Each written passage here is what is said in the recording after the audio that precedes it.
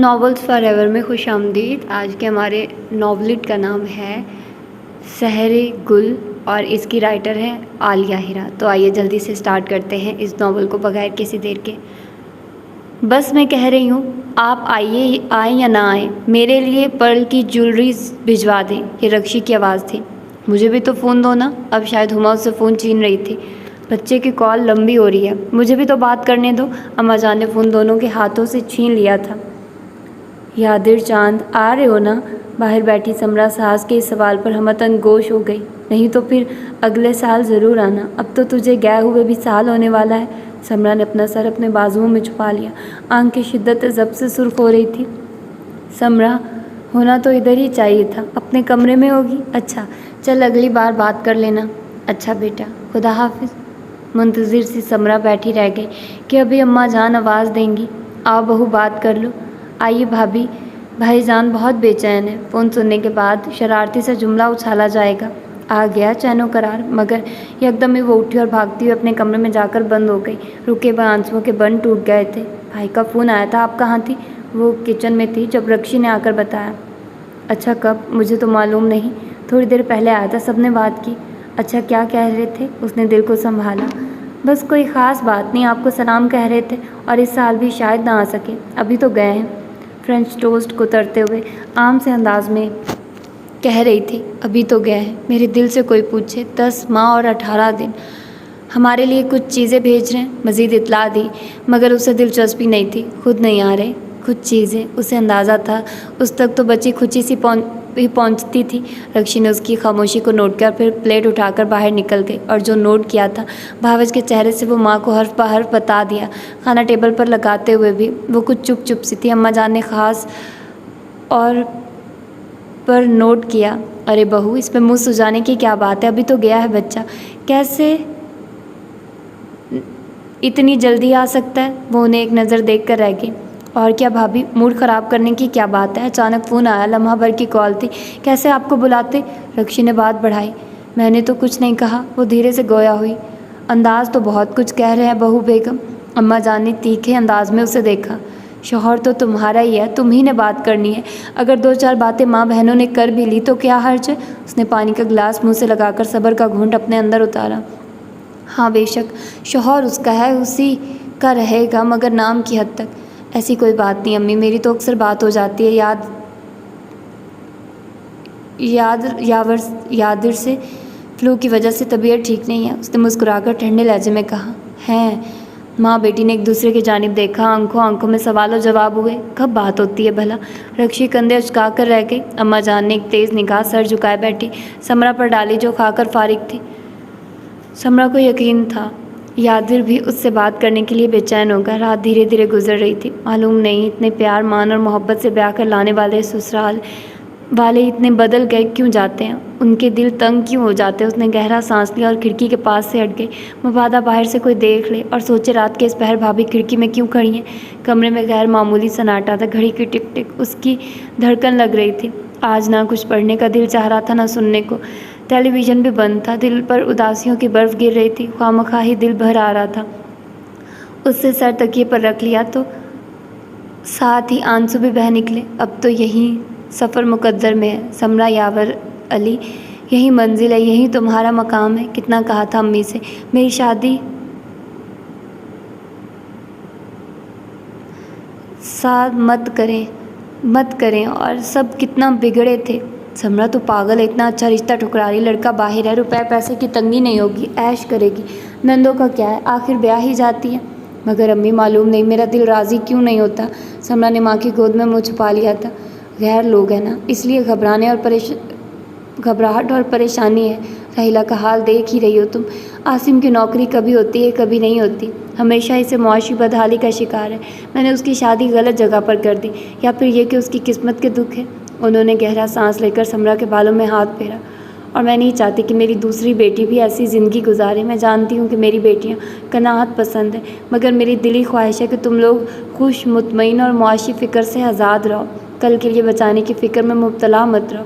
یاور بہت اچھا ہے، انشاءاللہ تم ایک خوشحال زندگی گزارو گی۔ امی نے اس کا ماتھا چوم لیا تھا۔ میں نے انصر کے گھر والوں کو ہاں کر دیا، وہ پاکستان آ رہا ہے، انشاءاللہ دونوں بہنوں کی رخصتی ساتھ ہوگی۔ سمرا نے سر جھکا لیا، وہ جانتی تھی زہرا اس رشتے پر بہت خوش ہے۔ دراصل اسے یقین تھا کہ انصر اسے اپنے ساتھ کینیڈا لے جائے گا۔ اس کا اندر خالی خالی سا ہو رہا تھا۔ امی کہتی ہیں یاور ساتھ لے جائے گا مگر کچھ وقت لگے گا، جبکہ انصر کا ویزا ساتھ لا رہا تھا۔ زہرا تب ہی مطمئن تھی۔ وہ دیکھ رہی تھی کہ نگہت آپی عذاب ناک زندگی گزار رہی تھی، سسرال والوں کی خدمت بھی اور لڑائی جھگڑے بھی۔ کیا وہ بھی کیسی بے وقوفی کی باتیں کرتی ہو، زندگی کے روشن پہلو بھی تو ہیں۔ دل نے سرزنش کی تھی اور اس نے سب کی خوشی و اطمینان کو دیکھ کر تمام وسوسوں کو جھٹک دیا تھا، لیکن اب اس نے دھیرے سے کروٹ لی۔ گھڑیال رات کے 3 بجا رہا تھا۔ اس کے ساتھ وہیں کچھ ہو رہا تھا جو اس نے سوچا تھا۔ نیند آنکھوں سے کوسوں دور تھی۔ اس کی شادی کو 10 ماہ اور 18 دن ہو چکے تھے۔ بلا شبہ اس نے یاور کے ساتھ بہت اچھا وقت گزارا تھا۔ وہ ایک مہربان، ہمدرد اور محبت کرنے والا بندہ تھا۔ چند دنوں میں ہی دونوں ایک دوسرے کے لیے لازم و ملزوم بن گئے تھے۔ ہنی مون کے نام پر 20 دن انہوں نے شمالی علاقہ جات میں گزارے تھے، لیکن اب وہ دھیرے سے اٹھ بیٹھی۔ یاور نے جاتے وقت تسلی دی تھی کہ وہ اسے بلا لے گا، اس کا ویزا بھجوائے گا، اب وہ ساری کارروائی کروا دیں گے، چند ماہ بعد اس کے پاس ہوگی۔ مگر اب تقریباً 10.5 ماہ ہو گئے تھے۔ یاور نے کوئی انتظام تو کیا، اس موضوع پر کوئی بات بھی نہیں کی تھی۔ فون پر گفتگو بھی بس واجبی سی ہوتی تھی، سلام دعا ہوں ہاں، ساری پبلک اس کے گرد ہوتی تھی۔ رکشی ہما کی فرمائشیں، رضی کے مشورے، امی کی نصیحتیں، کبھی وہ فون اٹھا لیتی تو پلیز بھابھی جلدی کرے نا، بس میری ایک بات رہ گئی، اس سے فون چھین لیا جاتا تھا اور وہ بس دیکھتی رہ جاتی، اور آج تو اسے بلانے کی زحمت بھی نہ کی گئی تھی۔ ان کے درمیان یہی تو رابطہ تھا۔ امی کو وہ یہی بات سمجھانا چاہتی تھی مگر ان کا تجربہ کچھ اور تھا۔ وہ زندگی کو کسی اور رخ سے دیکھتی تھی۔ وہ زہرا کو دیکھ کر مطمئن تھی، اسے بھی دیکھ کر انہیں اطمینان ہوتا تھا۔ زہرا انصر کے ساتھ جا چکی تھی جبکہ وہ اس کے دل میں ہوک سی اٹھی۔ امی کو یقین تھا کہ وہ بھی چلی جائے گی، مگر جانے کی اسے یقین ہونے لگا تھا کہ وہ نہیں جا سکتی۔ اس قدر تو عقل و شعور اور آگاہی رکھتی تھی۔ یاور اس گھر کا کماؤ پوت تھا۔ سسر ریٹائرڈ زندگی گزار رہے تھے۔ رضی تعلیم کے آخری سال میں تھا، جبکہ ہما اور رکشی کی نسبت طے تھی، مگر ابھی ان کو رخصت کرنا تھا، اور سب سے چھوٹا کامران بھی قوم کر رہا تھا۔ ساس نندوں کے انداز بتا رہے تھے کہ انہوں نے یاور کی بس نام کی شادی کی ہے، وگرنہ ان کے لیے آنے والے ڈالرز کی اہمیت زیادہ تھی۔ تیز ہوا کا سر سا جھونکا اس کے وجود سے ٹکرایا اور وہ چونک گئی۔ صبح کی اذان ہو رہی تھی۔ یہ احساس ہی جان لیوا تھا کہ یاور نہیں آ رہے۔ اس کا اندر تک شکووں سے بھرتا چلا گیا۔ وہ یاور سے ناراض ہوگی، مگر ناراضی کا فائدہ کیا تھا، اسے کہاں خبر ہونا تھی۔ بھابھی شاپنگ کے لیے چل رہی ہیں؟ نہیں رکشی، تم لوگ جاؤ، اس نے سنجیدگی سے کہا۔ ویسے بھی میرے پاس ابھی کافی جوڑے ان سٹچ رکھے ہوئے ہیں۔ بھابھی کپڑے تو جتنے بھی ہوں کم ہوتے ہیں۔ رکشی اس کے سامنے بیٹھ گئی۔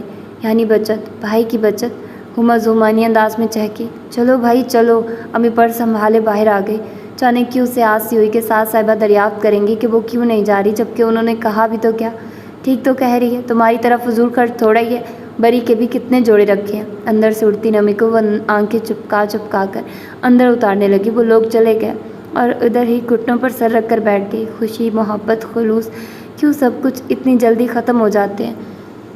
عید کے دن سادہ سے ہولیے میں وہ کچن میں مصروف رہی۔ ساس نے ایک بار بھی نہیں پوچھا بہو مہندی کیوں نہیں لگائی، کپڑے کیوں نہیں بدلے، کلائیاں خالی کیوں ہیں، چلو کچن سے باہر آؤ، تھک گئی ہوگی۔ ایسا کوئی بھی خلوص کا اظہار اس کے لیے تو ندارت تھا۔ پہلے میکے فون کیا، پھر جرمنی سے زہرا کا فون آ گیا۔ ہاں سمرا، تم کب جا رہی ہو یاور کے پاس؟ اس کی آواز میں مزید خنک پیدا ہو گئی تھی۔ معلوم نہیں، اسے اپنی آواز پاتال سے آتی ہوئی محسوس ہوئی۔ ہائے سمرا، کیسا لگ رہا ہے سسرال میں پہلی عید اور ان کے بغیر؟ کسی چیز میں مزہ نہیں آ رہا ہوگا، دل اداس ہوگا۔ شرارتی سی زہرا اس کے دل سے بے خبر چھیڑ رہی تھی اور اس کا دل بھرا رہا تھا۔ مجھے تو یہاں بہت مزہ آ رہا ہے، بھرپور عید ہے میری، مبارک۔ تبھی فون کٹ گیا۔ زہرا کو خوش ہونے کا ہنر بھی آتا تھا اور خوشیاں تلاش کرنے کا فن بھی۔ تبھی بیل دوبارہ بجے، اس نے فون اٹھا لیا۔ ہیلو سمرا ہو، عید مبارک۔ اس کا دل اچھل کر حلق میں آ گیا۔ اس کے تو گمان میں بھی نہ تھا کہ وہ یاور کا فون سن سکتی ہے۔ ہیلو، آپ کو بھی عید مبارک۔ دل کے ساتھ ساتھ آواز، آنکھیں اور گلا بھی بھرا رہا تھا۔ کیسی ہو، کیسا لگ رہا ہے عید پر؟ یار میری پوری کوشش تھی عید پر آنے کی، مگر افسوس چھٹی نہیں مل سکی۔ آئندہ صحیح، میں تمہیں بہت مس کر رہا ہوں۔ تم نے کپڑے کیسے بنائے عید پر؟ مہندی چوڑیاں پہنی ہے نا؟ میری نگاہوں میں تو بس شادی والے دن کے تمہاری حنائی ہاتھ گھوم رہے ہیں۔ کیا آج بھی ویسے ہی لگ رہے ہیں؟ اس کے آنسو ٹوٹ ٹوٹ کر رخساروں پر بہہ رہے تھے اور نگاہ سفید ہاتھوں پر تھی۔ یار بولو نہ کچھ، میں جانتا ہوں تم ناراض ہو، مگر میری بھی مجبوری تھی، وعدہ رہا آئندہ۔ سنو، تم نے کپڑے کیسے بنائے؟ میں نے ہما سے کہا تھا تمہارے لیے پرپل کلر کا ایمبرائڈریڈ سوٹ خرید کر میری طرف سے عیدی دے۔ تمہیں ملا؟ پسند آیا؟ اس کا دل ریزہ ریزہ ہوتا رہا۔ اس وقت تو میں نے گھر والوں کو مبارکباد دینے کے لیے فون کیا تھا، تمہیں رات کو کرنا تھا۔ میری طرف سے سب کو عید مبارک دے دینا۔ سب کہاں ہیں اس وقت؟ وہ خاموش رہی۔ بس یار، اب تو ہنس کر اپنی آواز سنا دو، ناراضی ختم کر دو پلیز۔ وہ رو رہی تھی، ہنس نہیں سکتی تھی، مسکراہٹ اسے نظر نہیں آنی تھی۔ میں ٹھیک ہوں، وہ بامشکل بولی تھی۔ اچھا سنو تم اگر…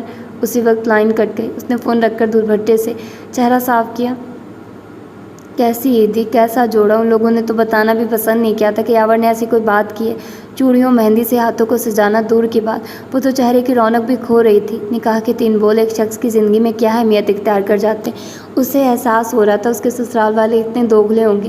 اسے اندازہ نہیں تھا وہ صبح سے کچن میں مصروف تھی اور بس اس کے پکائے ہوئے کھانوں کی تعریف کر رہے تھے، مگر اس کا خون بڑھ کر نہیں دے رہا تھا بلکہ سوکھ رہا تھا۔ اس کی امی خوش تھی، کماؤ داماد ملا تھا، بیٹی خوش رہے گی، مگر یہ کیسی خوشی تھی!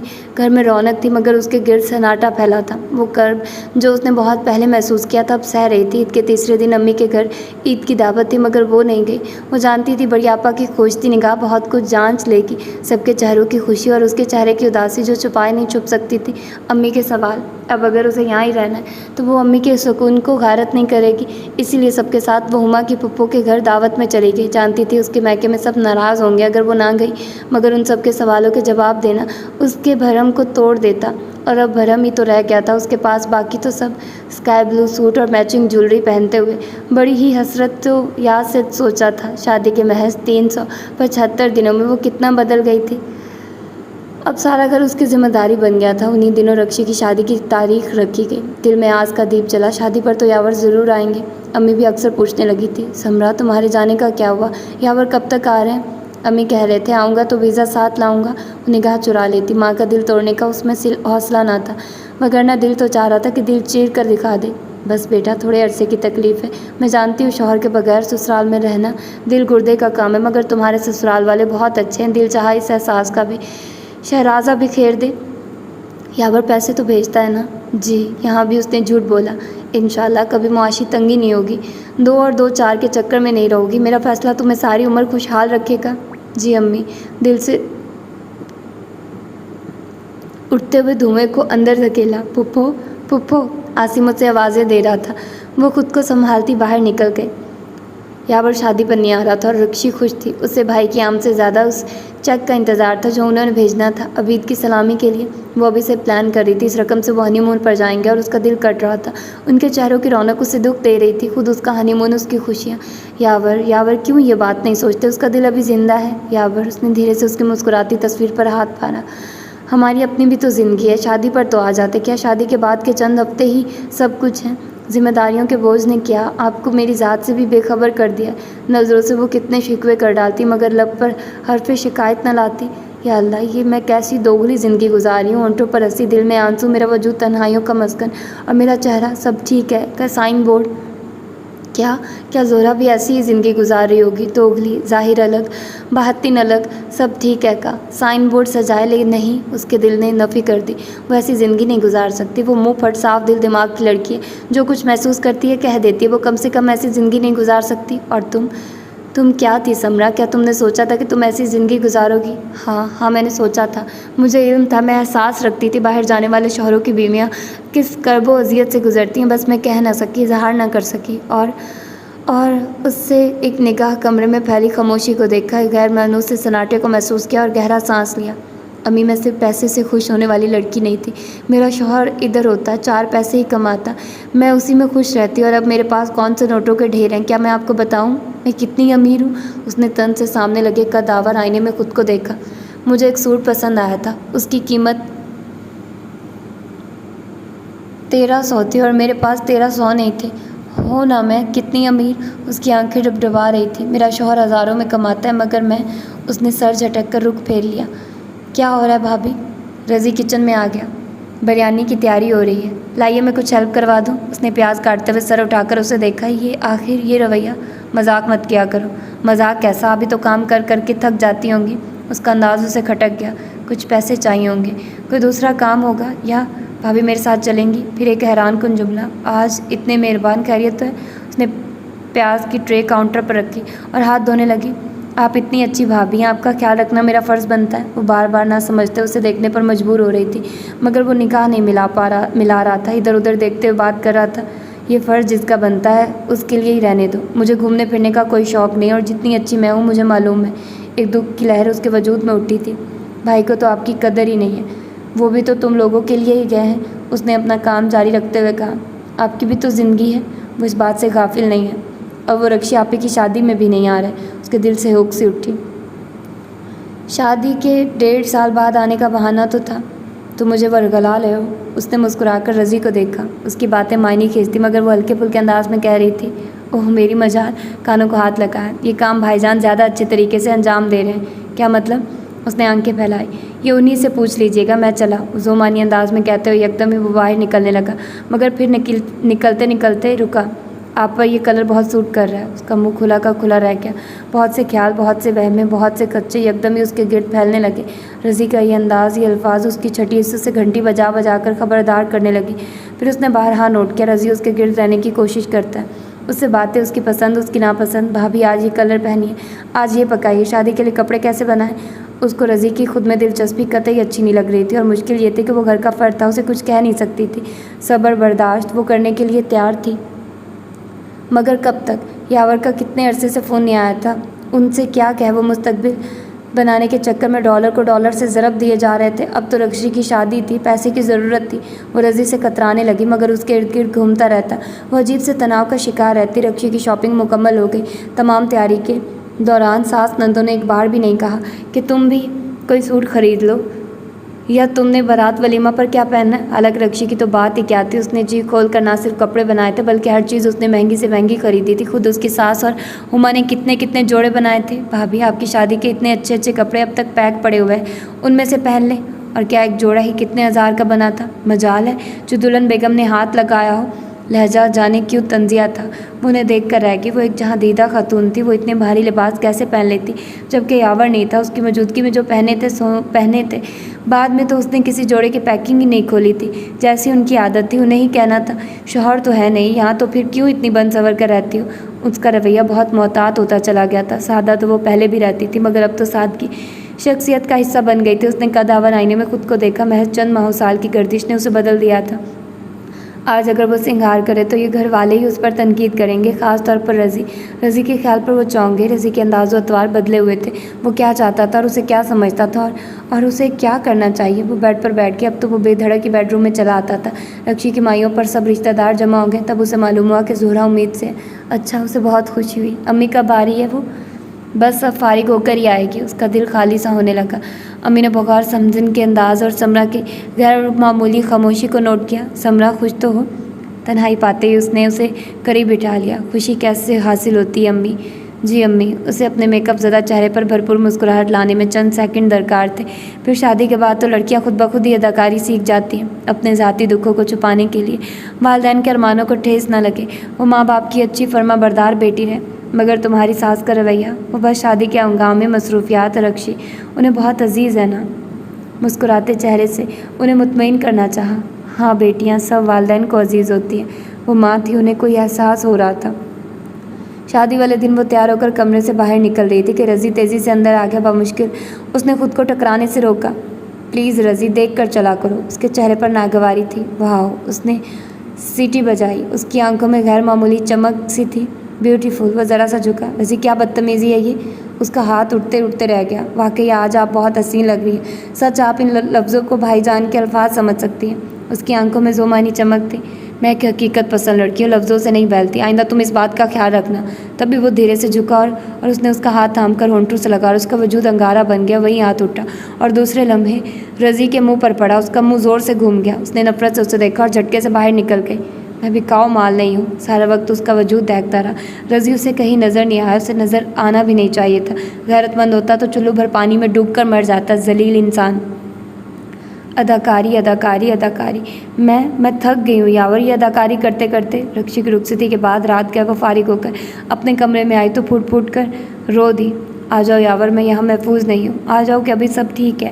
آ جاؤ کہ ان سب لوگوں کو تمہارے بھیجے ہوئے ڈالر چیک عزیز ہے، تمہاری عزت سے پیار نہیں، تمہاری حرمت کا احترام نہیں۔ آ جاؤ کہ ابھی میرا وجود ریزہ ریزہ نہیں ہوا۔ آ جاؤ کہ اب موسم بدلنے کا ہے۔ کمرے کی تنہائی تھی آنسو تھا اور اس کا اعتبار کے ہاتھوں ریزہ ریزہ وجود تھا۔ اس واقعے کا ذکر وہ کسی سے کر بھی نہیں سکتی تھی۔ رضی کا کیا تھا، ہر بات اس پر رکھ دیتا، جھوٹ بول دیتا، مکر جاتا، سانس اس کے لتے لے لیتی۔ فی الحال خاموشی میں بہتری تھی۔ رکشی کی شادی کے ہنگامے سرد پڑ گئے، سب کچھ معمول پر آنے لگا۔ اس کا انداز لیے دیے والا ہو گیا تھا، عجیب سی سرد موری اس کے وجود میں سرایت کر گئی تھی، خاموشی بیزاری اس کے وجود میں بسی جا رہی تھی۔ وہ اپنے کام سے کام رکھتی تھی۔ کیا بات ہے سمرا، آج کل تمہارا رویہ بڑا اکھڑا اکھڑا سا ہے۔ اس گھر میں اور بھی لوگ رہتے ہیں، نہ کوئی بات چیت نہ مشورہ، کام تو نوکرانی بھی کر جاتی ہے۔ مجھے اس گھر کا فرض سمجھا ہی کب گیا ہے۔ بس آنٹی ذرا موسم بدل رہا ہے، طبیعت بھی بوجھل، کچھ اچھا نہیں لگ رہا، تم ایکے ہو آؤ، فریشنس آ جائے گی۔ ان کا عجیب سا لہجہ تھا۔ امی میں دراصل جاب کرنا چاہتی ہوں، اس نے دل کی بات کہہ دی۔ نوکری؟ کیوں، گھر میں گھرداری میں دل نہیں لگتا؟ یہ بات نہیں ہے آنٹی، یہ برابر والے اسکول کی بینا میری دوست ہے، مونٹیسوری کلاس میں ٹیچر کی ضرورت ہے اور میرے پاس وقت ہے، اس لیے سوچ رہی تھی کر لوں۔ یعنی طے کر چکی ہو کہ کرنی ہے؟ انہوں نے ہونٹ بھینج کر کہا۔ جواباً وہ چپ رہی۔ یاور سے پوچھ لیا؟ امی میں اپنے فرض سے کوتاہی نہیں برت رہی اور مجھے معلوم ہے کہ یاور بھی منع نہیں کریں گے اور میرا دل بھی بہل جائے گا۔ انہوں نے معنی خیز انکارا بھرا۔ دل بہلانے کی تم نے خوب کہی، گھر میں یہ کتنے بکھیڑے ہیں؟ گھر کے بکھیڑے؟ گھر والا ہو تو گھر کے بکھیڑے بھی سمیٹنے اچھے لگتے ہیں، یا پھر گھر والے مخلص ہو تو جدائی کے دن کٹ جاتے ہیں، بصورت دیگر پھر اپنی دنیا آپ بسانی پڑتی ہے۔ یاور کا فون آئے تو آپ پوچھ لیجئے گا۔ اس کا انداز بھی تیکھا ہو گیا۔ کیوں، تم بات نہیں کر سکتی کیا؟ آنٹی جب تک فون میرے پاس پہنچتا ہے ٹائم ختم ہو چکا ہوتا ہے، صرف خیریت ہی دریافت ہو سکتی ہے۔ تو یوں کہو نا، ہم لوگ ظالم ہیں، میاں سے بات نہیں کرنے دیتے، جانے کیوں انہیں پتنگے لگ گئے۔ آنٹی میں نے ایسا کچھ نہیں کہا، ایک کام سی بات کہی ہے۔ بی بی سسرال والے چبھنے لگے ہیں۔ وہ چپ چاپ ان کی شکل دیکھنے لگی۔ کیا ہوا امی؟ رضی اچانک کیا آ گیا؟ بہو بیگم نوکری کرنا چاہ رہی ہیں۔ سمرا اٹھنے لگی۔ بھابھی ہماری فیملی میں خواتین سے نوکری نہیں کروائی جاتی، اس سے پوچھو کہ اسے یہاں تکلیف کیا ہے۔ صاف لگ رہا تھا کہ وہ خواہ ہی ہنگامہ کرنے کے موڈ میں تھی۔ وہ اٹھی اور باہر نکل گئی۔ معلوم نہیں کس بات کا غرور ہے۔ رضی کی نگاہوں نے دور تک اس کا تعاقب کیا۔ اس نے یاور کو خط لکھنے بھی بند کر دیے تھے، 2 سالوں میں ایک خط کا جواب نہیں آیا تھا۔ انہی دنوں اس نے سنا زہرا کے گھر بیٹا ہوا ہے، اسے بہت خوشی ہوئی تھی۔ وہ اس روز امی کے گھر آئی ہوئی تھی، انہوں نے سارا دن اس کا جائزہ لینے میں گزار دیا تھا۔ اس کے چہرے پر جبری خوشی، جبری مسکراہٹ تھی۔ سمرا، انہوں نے اسے مخاطب کیا۔ جی امی، تو اپنے گھر میں خوش نہیں ہے کیا؟ سمرا نگاہیں گھما کر ان کی جانب دیکھنے لگی۔ یہ آپ نے کیسے جان لیا؟ کیا میرا فیصلہ غلط تھا؟ انہوں نے بغور اس کا جائزہ لیا۔ اس کا دل چاہ ماں کی گود میں منہ چھپا کر پھوٹ پھوٹ کر رو دے، مگر اس نے ضبط کرنا تھا۔ یاور کب آئے گا؟ ابھی تو ان کے آنے کے امکان نہیں ہے، ہو سکتا ہے اگلے سال آئے۔ تمہارا ویزا ساتھ لے کر آئے گا نا؟ سمرا انہیں دیکھے گئی۔ نہیں، ہما کی شادی کے بعد، پھر رضی کا فیوچر ہے۔ پھر سمرا، اسے تمہارا کوئی خیال نہیں؟ میرا خیال؟ وہ لمحہ بھر کو ٹھٹکی۔ ان کے لیے یہی کافی ہے کہ میں خوش ہوں اور ان کا انتظار کر رہی ہوں۔ سمرا، انہیں اس کی دماغی حالت پر شک گزرا۔ اس کا فون آئے تو اس سے کہو کہ تمہیں بلوائے، تم اس کے بغیر یہاں نہیں رہ سکتی، میں خود اس سے بات کرتی ہوں۔ ان کے لہجے میں غصہ تھا۔ امی پلیز، کسی کے ساتھ زبردستی نہیں کی جا سکتی، جب انہیں سہولت ہوگی لے جائیں گے۔ میں یہاں آرام سے ہوں، ایوننگ کمپیوٹر سینٹر میں ایڈمیشن لے رہی ہوں، صبح میں اسکول جوائن کر لینا ہے، وقت زیادہ اچھا گزر جائے گا۔ اور وہ ہکا بکا سمرا کا منہ دیکھ رہی تھی۔ سمرا نے اپنے چہرے اور لہجے سے سب ٹھیک ہونے کا تاثر دیا تھا اور ماں کے مزید سوال کرنے سے پہلے ہی وہاں سے اٹھ گئی۔ اس نے اسکول جوائن کر لیا، ساتھ ہی اس نے کمپیوٹر کورس میں ایڈمیشن لے لیا۔ زندگی بہت مصروف ہو گئی۔ امی کو اس کا نوکری کرنے کا فیصلہ اچھا نہیں لگا، اس لیے سمدن کو فون کر ڈالا۔ کیا کریں بہن، آپ کی بیٹی اپنی مرضی کی مالک ہے، کسی کے کہے کو خاطر میں نہیں لاتی۔ آپ نے منع کیا تھا کیا؟ اور منع کرنا کیسے کہتے ہیں؟ یاور نے بھی کچھ نہیں کہا۔ میرا تو خیال ہے اس نے اجازت لینے کی بھی ضرورت نہیں سمجھی۔ میری بیٹی اتنی خودسر نہیں ہو سکتی۔ انہوں نے زیر لب کہا اور خدا حافظ کہہ کر فون بند کر دیا۔ اس روز انسٹیٹیوٹ سے نکلی تو باہر رضی کھڑا تھا۔ تم یہاں سے گزر رہا تھا، سوچا آپ کو لیتا چلو۔ عنایت کا شکریہ، میں راستوں کا علم ہے، براہ مہربانی آئندہ یہ تکلیف مت کرنا۔ میں بے اعتبار اور بے اعتماد لوگوں کے ساتھ چلنا پسند نہیں کرتی۔ سوچ لیں، گھر میں آپ کی ساکھ متاثر ہو سکتی ہے۔ اس کا انداز لہجہ بڑا ذومانی سا تھا۔ انگلی پر چابی گھماتا وہ مسکرا رہا تھا۔ تم مجھے بلیک میل کر رہے ہو؟ نہیں، حقیقت بتا رہا۔ میں تم پر تمہاری بائک پر نظر ڈالنا بھی پسند نہیں کرتی، آئندہ میرے راستے میں مت آنا اگر غیرت ہے تو۔ اس نے رکشہ رکوایا اور دوسرے لمحے وہ جا چکی تھی اور رضی گرد اڑتی دیکھ رہا تھا۔ وہ تو لوہا گرم دیکھ کر چوٹ لگانا چاہ رہا تھا، مگر یہاں سر جھٹک کر وہ بائک سٹارٹ کرنے لگا۔ تم جاب کر رہی ہو؟ یاور کی آواز میں حیرت تھی۔ جی، کیوں؟ وہ خاموش رہی۔ کمپیوٹر کے کورسز تو اچھی چیز ہے، مگر جاب؟ میرے پاس فارغ وقت تھا اسی لیے۔ نہیں، تمہیں خرچہ تو مل رہا ہے نا؟ میں امی کو ہر ماہ تاکید کرتا ہوں، تمہیں مل جاتے ہیں۔ ایک اور انکشاف ہوا۔ جی، اس نے بھرم رکھ لیا۔ آپ کب آئیں گے؟ عید پر آؤں گا۔ کون سی؟ یہ تو خود اسے بھی معلوم نہیں تھا۔ سمرا، جاب چھوڑ دو، لوگ کیا کہیں گے؟ اس نے ایک لمحہ ریسیور کو دیکھا۔ لوگوں کی پرواہ کرنا چھوڑ دیں. یہ دیکھیے آپ کیا چاہتے ہیں اور میرے ساتھ کیا مسئلہ ہے, میں کیا چاہتی ہوں اور میری. وہ جانے کیا کہنا چاہتی تھی, سچ یا سمرا تم ناراض ہو. اسے شک سا گزرا. آپ کو اس سے غرض نہیں ہونا چاہیے کہ میں ناراض ہوں, بیمار ہوں, کسی مصیبت میں مبتلا ہوں یا کسی ضرورت سے پریشان. میں آپ کی ضرورت و محبت, خواہش یا عشق نہیں. سمرا وہ بہرے استجاب میں گھر کونے لگا. سمرا سنو, امی فون ہے یاور کا. سو اتفاق کے ساتھ صاحبہ ادھر آ نکلی. ہاں میں کتنے دنوں سے کے بعد بیٹے سے بات کروں گی. ان کی بےتابی دیدنی تھی. ریسیور انہیں تھما کر وہ باہر نکل گئے. غبار اس کے اندر تک بھرتا چلا گیا. وہ شوہر تھا, مجازی خدا تھا, اس کے دکھ سکھ کا ساتھی. پھر کیوں اس کے بارے میں نہیں سوچ رہا تھا؟ وہ کس سے جا کر فریاد کرے, کس سے جا کر کہے کہ مجھے اس طوفان سے بچا لو جو منہ کھولے. اس کی جانب بڑھا چلا آ رہا تھا. کس طرح خود کو بچائے, میکے میں پناہ کب تک ڈھونڈے. ہر چیز پر سے اس کا اعتبار ختم ہو چلا تھا. ارے طبیعت سب ٹھیک ہے, ویسے ہی آج کل مزاج نہیں مل رہے بہو بیگم کے. عرش معلیٰ پر دماغ پہنچے ہوئے, نوکری بھی اپنی مرضی سے کر لی. یاور کو اپنی زبان میں اس کی اماں سمجھا رہی تھی. یاور اچنبھے میں تھا. وہ سمرا کی جانب سے غافل تو نہیں تھا, اسے معقول خرچہ بھیجتا رہا تھا. یہ اندازہ نہیں تھا کہ وہ خرچہ اسے ملتا نہ ہوگا. وہ ایک سمجھدار پڑھی لکھی لڑکی ہے, کیا اس کے مسائل نہیں سمجھتی. اسے ابھی نہیں بلا سکتا, چھٹی ملنا مشکل ہے. جاب چھوڑ کر جاؤں تو پاکستان میں جا کر کیا کروں گا. ابھی ہما کی شادی تھی, رضی کا مستقبل تھا. ابھی تو رکشی کی شادی سے فارغ ہوا تھا. یاور کا ذہن تفکرات میں مبتلا ہونے لگا. ادھر سمرا دن بدن چڑچڑی ہوتی جا رہی تھی. اب اس نے اپنی حفاظت آپ کرنے کا سوچ لیا تھا. رضی کسی بھی قسم کی کوئی بھی پیش قدمی کرتا وہ خود کو زخمی کر لیتی. مرتی ہے تو مر جائے. اس طرح سسک سسک کر جینے سے بہتر ہے کہ ایک بار ہی معاملہ تمام ہو جائے. وہ ہر چیز سے بیزار ہوتی جا رہی تھی.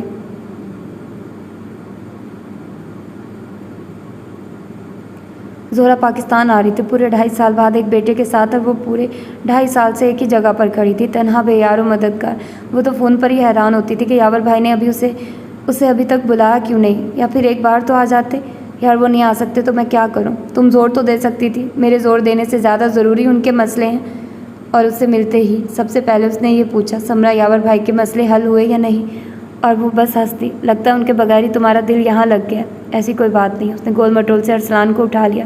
مجھے تو لگتا ہے وہ تمہیں بلانا ہی نہیں چاہتے. اس نے شرارت سے چھیڑا. جواب میں اس نے گھورنے پر اکتفا کیا. امی بتا رہی تھی تم جاب کر رہی ہو. ہاں فارغ ٹائم بہت تھا, اسی لیے سوچا کچھ نہ کچھ کر لوں. جھوٹ جھوٹ جھوٹ. اس کا تن من بھیگنے لگا. اور یاور بھائی نے تمہیں اجازت دے دی. یہ کیا تم انٹرویو لینے بیٹھ گئی ہو؟ بہت ٹائم ہے تمہارے پاس. ابھی تو تم اپنی باتیں کرو, اپنے گھر کے قصے سناؤ اور انصر بھائی کی باتیں بتاؤ. اس نے یکدم موضوع تبدیل کر دیا. اور زہرا اس کی بہن تھی. سمرا کا انداز جانے کیوں اسے مشکوک سا لگا تھا. اچھا ایک عرصہ بعد ہم لوگ عید ایک ساتھ کریں گے. ہاں بالکل, کتنا مزہ آئے گا نا. وہیں دن, وہیں راتیں, وہیں چاند راتیں. زہرا بہت خوش تھی اور اسے بھی خوش رہنا تھا. حشاش بشاش دکھانا تھا. اس کے اندر تک دھواں بھرنے لگا. اس نے ادھر سے اٹھ جانے میں ہی عافیت جانی, اور زہرا اسے جاتے ہوئے دیکھنے لگی تھی. واو. وہ اسکول جانے کے لیے تیار ہو رہی تھی کہ رضی اچانک ہی سامنے آ گیا. وائٹ کلر میری کمزوری ہے. بالکل اپسرا لگ رہی ہیں آپ اس لباس میں. رضی وہ پیچ و تاب کھا کر رہ گئی. اگر آپ میری بات مان لیں تو سچ دونوں کا بھلا ہوگا. اس نے آنکھیں اس پر مرکوز کی ہوئی تھی. بکواس بند کرو تم. دوستی کرنے میں کوئی حرج تو نہیں. اس کی آفر برقرار تھی. اب اگر تم نے ایک لفظ بھی منہ سے نکالا تو مجھ سے برا کوئی نہیں ہوگا, سمجھے تم. اس کا لہجہ انگارا ہونے لگا. نتائج کے ذمہ دار تم خود ہوگے. میرا ایک لفظ آپ کی بنیادیں ہلا سکتا ہے. بہتر یہی ہے کہ میں جیسے کہتا ہوں ویسے کریں. اس نے دھمکی امیز لہجے میں کہا. تم یہ دھمکی سن کر اس کے اندر آتش فشاں دہک گیا. تم. سمرا نے انگلی اٹھا کر وارننگ دی. ہاں میں. رضی نے اس کا ہاتھ اٹھا وہ ہاتھ کلائی سے تھام لیا اور ذرا سا جھٹکا دیا, مگر اس کے قدم مضبوط تھے. دوسرا ہاتھ اس کے رخسار پر دے مارا. یہ دوسرا تھپڑ بہت مہنگا پڑے گا تمہیں. وہ گھر آ کر اس کی جانب بڑھا. دیکھو رضی, وہ ایک قدم پیچھے ہٹی. دیکھ ہی رہا ہوں, اب جاننا چاہتا ہوں. صرف ایک دوستی کا ہی تقاضا ہے اور تم نے میری حد تک کر دی. میں بھی تو بھائی جیسا ہوں اور تم بھی اکیلی ہو. میں اپنی حفاظت کرنا جانتی ہوں ذلیل انسان.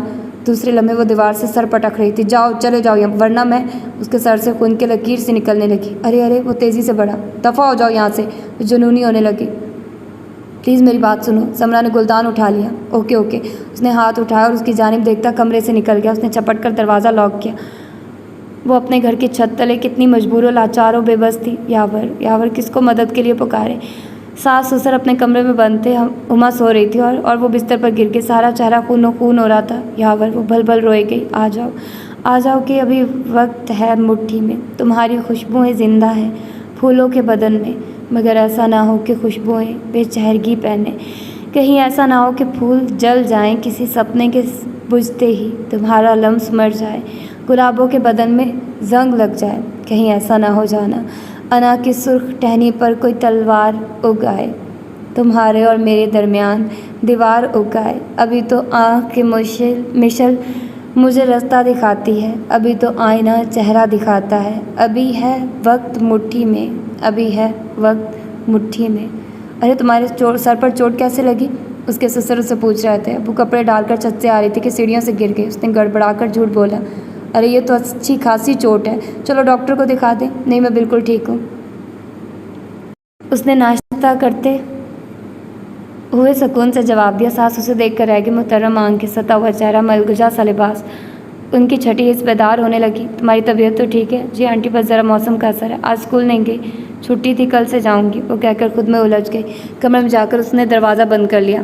اب وہ اپنا تحفظ خود کرنے لگی تھی۔ رضی اس دن سے نظر ہی نہیں آ رہا تھا۔ دکھ کے بادل اس کے اندر دھواں سا بھرتے جا رہے تھے۔ دکھ کی اذیت کم ہونے کی بجائے بڑھتی ہی چلی جا رہی تھی۔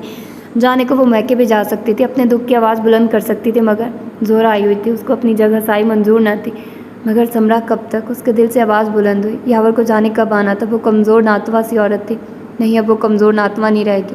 اب رضی نے کوئی حرکت کی تو اسے ایسا سبق سکھائے گی کہ وہ گھر کا راستہ ہی بھول جائے گا۔ کتنی ذلت امیز بات ہے نا کہ انسان اپنے گھر کے رشتوں کا احترام کھو دے۔ یاور کا کئی دنوں سے فون ہی نہیں آیا تھا۔ اداس دن رات کا تسلسل برقرار تھا۔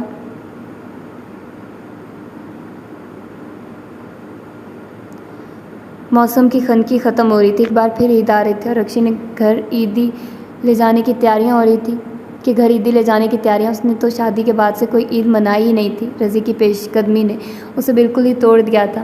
اب وہ صرف جبراً زندہ تھی، ورنہ دل تو مر گیا تھا انہی دنوں جب وہ روکھے پھیکے سے دنوں کو جبراً گزار رہی تھی۔ عام سے معمولات، عام سے بدرنگ سے دن رات کو بالکل اچانک کی یاور آ گیا۔ اس نے کچن میں کھڑے کھڑے ہما کی چیخ سنی، یاور بھائی جان آپ! اچانک سبزی کاٹتے اس کے ہاتھ رک سے گئے۔ ہاں، سوچا تم لوگوں کو سرپرائز دینا چاہیے، وہ کھنکدار آواز گونجی۔ اس کا دل تیزی سے دھڑکا، اندر سب کی خوشیوں سے بھرپور آوازیں نمایاں تھیں۔ ہاں، عید کرنے آیا ہوں، غیر متوقع آمد کا جواز بتایا۔ اس کے کان اندر کی آوازوں پر لگے تھے، صرف عید کرنے آیا۔ اس کے اندر اٹھنے والی خوشی مرجھانے لگی، صرف بہلاوا، خواب خوش رنگ سہاتے، پھر وہیں بے خواب راتیں نہیں۔ یکدم ہی بے قرار اٹھنے والی خوشی کو سمیٹ لیا، ملگجا سولیا، ایسے ہی رہنے دیا۔ بکھرے بالوں کو ہاتھ سے سمیٹا، کسی نے اسے پکارا نہیں اور اندر جانے کی اس میں ہمت نہیں تھی۔ ارے بہو کو تو بلاؤ۔ بہت دیر بعد ابو کی آواز ابھری۔ وہ چاول دم دے کر باہر ہی نکل رہی تھی۔ بھابھی بھائی آ گیا؟ اچھا۔ اس کا لہجہ پھیکا سا تھا۔ ہیلو۔ یکدم ہی یاور ادھر آ گیا، چوکو چوبند، فریش، صحت مند، جاندار سی مسکراہٹ ہونٹوں پر سجائے، آنکھوں میں جگنوں سی چمک لیے۔ یاور علی احمد، ہیلو، السلام علیکم۔ وہ یکٹک دیکھتی دم بخود سے مسکرا بھی نہ سکی۔ جدائی، دکھ، اذیت اور اماوس کی راتیں عورت مرجھا جاتی، مرد اس سفر میں کچھ نہیں بگڑتا۔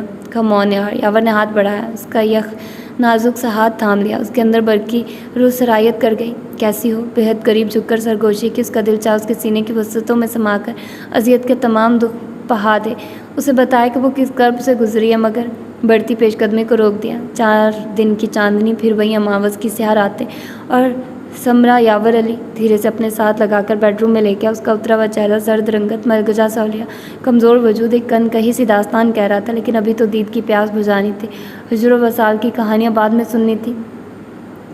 یاور آ گیا تھا، مگر وہ جو ایک خوشی ہوتی ہے نا، سچی اور ابدی، وہ اس کے دل میں نہیں اٹھ رہی تھی۔ ایک سرسی خاموشی نے اسے اپنے اثار میں لے لیا تھا۔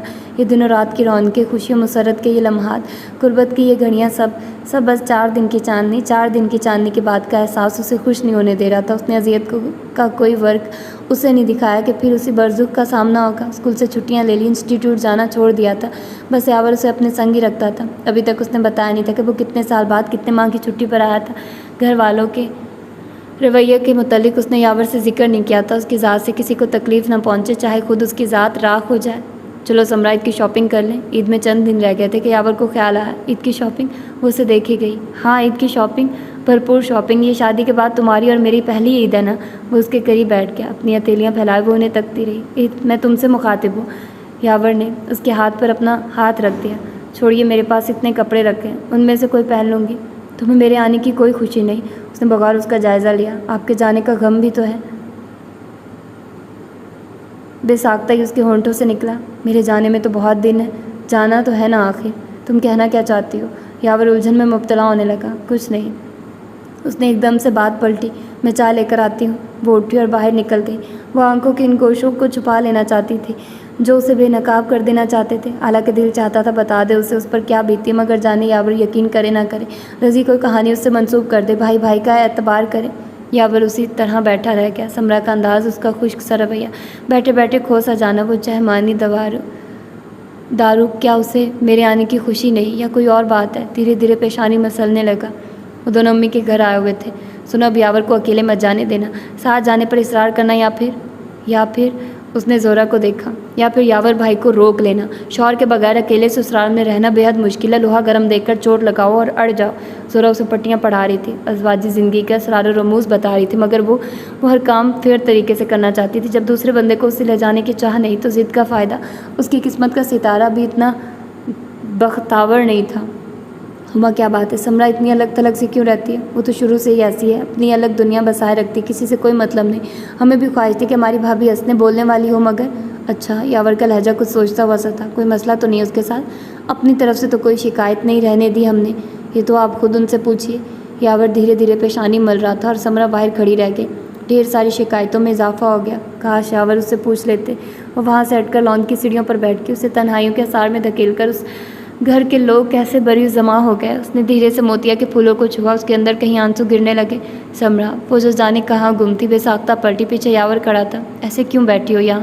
وہ اس کے برابر میں بیٹھ گیا۔ ایسے ہی، وہ ایک پھول توڑ کر مسلنے لگی۔ کوئی پرابلم، کوئی پریشانی ہے؟ شیئر نہیں کرو گی مجھ سے؟ یاور کا لہجہ دھیما اور سوچتا ہوا تھا۔ وہ سر گھما کر اسے دیکھنے لگی۔ تم پہلے سے بہت مختلف ہو گئی ہو۔ اس کی خوبصورت آنکھوں میں جھانک کر دوسرے لمحے چونک گیا۔ سمرا نے سر گھما لیا۔ ایک تو آنسو موقع بے موقع چلے آتے تھے، اس کے شانے سے لگ کر شدت سے رونے کی خواہش شدید تر تھی۔ ان چند دنوں کے مہمان کو تکلیف کیسے دے؟ اور پلیز سمرا، میرے صبر کا مزید امتحان نہ لو، میں فون پر تمہاری بے ربط سی گفتگو سے اب تک اپسٹ سا ہوں۔ اس نے دھیرے سے اس کا ہاتھ تھام لیا۔ صرف ایک جملہ کہہ دو، میرے سارے دکھ ختم ہو جائیں گے، میں سب اذیتیں بھول جاؤں گی۔ کہہ دو اب میں نے تمہیں ساتھ لے کر جاؤں گا۔ کہہ دو کہ اب تنہا دیس میں نہیں رہا جاتا۔ کہہ دو کہ شدت ضبط سے پلکیں لرز رہی تھی۔ جو اذیت تم سہ رہی ہو وہیں دکھ میں بھی سہ رہا ہوں۔ اور سمرا نے یکدم ایک گھٹنوں پر سر رکھ لیا۔ رضی اس کا بھائی ہے، وہ یقین نہیں کریں گے۔ غصہ تیش اس کی دنیا تہو بالا نہ کر دے۔ بولو سمرا۔ دھیرے سے یاور کا ہاتھ اس کے سر پر ٹھہر گیا۔ ایسی کوئی بات نہیں ہے۔ اس نے بمشکل خود کو سنبھالا۔ تو میں سمجھ لوں کہ تم؟ بغور اس کی شدت ضبط سے سرخ آنکھوں کو دیکھا۔ کیا؟ وہ گھبرا گئی۔ تم کیوں مجھ سے گریزہ ہو؟ میں نہیں تو؟ وہ یکدم ہی گھبرا گئی۔ ہاں سمرا، میرے حسیات اتنے کمزور نہیں کہ تمہارے تعلق کی سرد روی محسوس نہ کر سکوں۔ یاور، وہ حواس باختہ ہونے لگی۔ میں مرد ہونے کے ناطے اتنا تو سمجھ سکتا ہوں کہ تم کیوں اتنی اپسیٹ ہو۔ باخدا یاور، ایسی کوئی بات نہیں ہے۔ وہ مرد تھا، کچھ بھی سوچ سکتا تھا۔ تو میں تو بس، حالانکہ میں اتنے عرصے بعد آیا ہوں، تمہیں تو میرے گرد یوں ہونا چاہیے تھا جیسے چاند چکور کے۔ اس کے چہرے کی سنجیدگی اس کے وجود کو ہلا رہی تھی۔ میں کہیں چلنے کو کہوں تو انکار کر دیتی ہو۔ تمہارا سنجیدہ رویہ، چپ چپ سا انداز، اسے میں کیا سمجھوں؟ اس کے چہرے پر خفگی کا بھرپور تاثر تھا اور وہ دم بخود۔ اس پہلو پر تو اس نے سوچا ہی نہیں تھا کہ اس کے گریز و فرار کو کچھ اور معنی بھی پہنائے جا سکتے ہیں۔ بہرحال تم جو بھی فیصلہ کر لو مجھے منظور ہوگا۔ یکدم ہی اس کے پہلو سے اٹھا اور ہاتھ چھڑا کر چلا گیا۔ یاور، چیخ اس کے وجود میں دم توڑ گئی۔ اف میرے خدا، اس نے سر ہاتھوں میں تھام لیا۔ فیصلہ؟ کیسا فیصلہ؟ اس کا خون خشک ہونے لگا۔ یاور، کیا سمجھ رہے اور میں کیا سوچ رہی ہوں؟ اگر میں کرب و اذیت بیان کرنے بیٹھوں تو ان کی کیا حالت ہوگی؟ رضی سے باز پرس، ہنگامہ، بدمزگی۔ اف میرے خدا، ایک نئے مسئلے کا سامنا تھا۔ شام ڈھل چکی تھی، یاور کی واپسی نہیں ہوئی۔ وہ پاؤں جلی بلی کی مانند ادھر سے ادھر ٹہل رہی تھی۔ سب اپنے اپنے کمروں میں سونے چلے گئے، مارے فکر کے اس سے کھانا بھی نہیں کھایا گیا۔ رات گیا جب وہ اپنے کمرے میں ٹہل ٹہل کر تھک گئی تو اس کی واپسی اس کی بے قراری کو قرار ملا۔ کھانا کھا آیا ہوں، بے رخی سے کہتا وہ باتھ روم میں بند ہو گیا، کپڑے بدل کر آیا اور بستر پر لیٹ گیا۔ لائٹ آف کر دو، مجھے نیند آ رہی ہے۔ یاور پلیز، اس کی برداشت جواب دے گئی۔ وہ اٹھ کر بیڈ پر آ گئی۔ میری بات سن لیں، لگتا ہے کوئی فیصلہ کر لیا ہے۔ اس کی جانب سنجیدہ سی نگاہ اٹھی۔ ہاں، اس نے سر جھکا لیا، ساتھ ہی آنسو ٹوٹ ٹوٹ کر تسبیح کے دانے بنتے چلے گئے۔ بولو کیا فیصلہ کیا ہے؟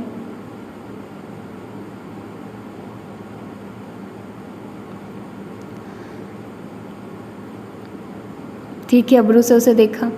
کوئی بھی ایسی بات نہیں جو آپ سوچ رہے ہیں، میں تو بس اس لیے۔ نگاہ اٹھائی، آنسو بھری شکایت کرتی بھیگی نظر، دوسرے لمحے یاور کے شانے پر سر رکھے وہ بولتی چلی گئی۔ ہجر و فراق کی داستان، گھر والوں کا رویہ، رضی کا انداز، اس کی آہیں سسکیوں میں بدل گئی۔ سمرا، یاور اٹھ بیٹھا۔ سچ کہہ رہی ہو؟ اس کا لہجہ سنجیدہ تھا۔ باخدا بالکل سچ، آپ کی قسم، میں رضی سے نہیں آپ رضی سے کچھ نہیں پوچھیں گے، میں نہیں چاہتی کہ کوئی جھگڑا ہو، آپ دونوں دو ہی بھائی ہیں، سمرا اس کا صرف ایک ہی حل ہے، مجھے آپ ساتھ لے جائیں یا ادھر ہی رک جائیں، میں آپ کے بنا بالکل ادھوری ہوں، بالکل اکیلی، پلیز پلیز یاور آپ غلط نہیں سمجھے گا، بس یہ وجہ ہے۔ اس نے ہاتھ جوڑ دیے، یاور نے محبت سے ان ہاتھوں کو تھام کر اپنے ساتھ لگا لیا۔ میں کوئی غلط بات نہیں سوچ رہا تھا، مجھے اندازہ تھا تمہاری تنہائی کا، مگر مسئلے کی سنگینی کا احساس نہیں تھا۔ مجھے افسوس ہے جن لوگوں کے لیے میں نے اپنی خوشیاں نہیں دیکھی، اس چھت کے نیچے تم اتنی بے یار و مددگار تھی، مجھے معاف کر دو، بس فیصلہ ہو گیا، میں یہاں رک نہیں سکتا، میری جاب بہت اچھی ہے اور تم پلیز یاور میں امی کے گھر نہیں رہوں گی، برجستگی سے کہا۔ یاور نے محبت سے مسکرا کر اس کے بکھرے بالوں کو سمیٹا۔ تم میرے ساتھ چلو گی اب؟ اوہ، اس کا رکا ہوا سانس بحال ہو گیا۔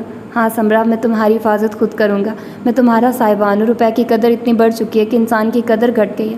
اب میں سمجھا کہ تم نے جاب کیوں کی۔ اس نے دھیرے سے اسے دیکھا۔ ہاں، یہ گھر سے فرار اسی لیے تھا، اس نے اقرار کر لیا۔ یاور نے اسے اپنی پناہ میں لے لیا۔ سمرا کے آنسو ایک بار پھر اس کا گریبان بھگونے لگے۔ یاور کا اعتماد و اعتبار تاراج ہوا تھا، اس نے تو آنکھ بند کر کے گھر والوں پر یقین کیا تھا، مگر رضی۔ یاور کی آنکھ سے ایک قطرہ نکلا اور سمرا کے بالوں میں جذب ہو گیا۔ کتنی سلجھی ہو یہ لڑکی کہ دونوں بھائیوں میں مفاہمت چاہتی ہے، امی ابو اور اس کے تعلق میں محبت استوار رکھنا چاہتی ہے۔ باوجود ان سب کے ناروا سلوک کے سمرا نے سر اٹھا کر اسے دیکھا اور وہ سرشاری سے مسکرا دیا۔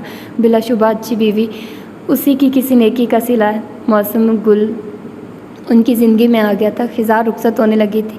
یاور نے جو ہی موتیا بیلا کی کلیوں سے اپنی ہتھیلیوں کی اوک بھر کر آنکھیں موند لی۔ تو یہ تھا آج کا ناول۔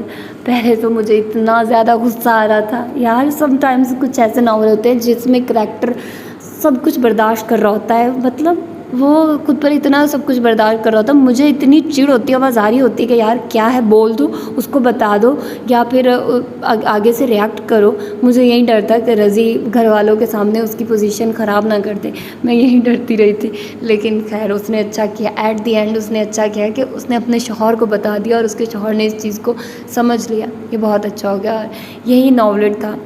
تو ہوپ فلی کہ آپ لوگوں نے انجوائے کیا ہوگا۔ ملتے ہیں کسی اور اچھے سے ناول کے ساتھ، اپنا ڈھیر سارا خیال رکھیے گا، اللہ حافظ۔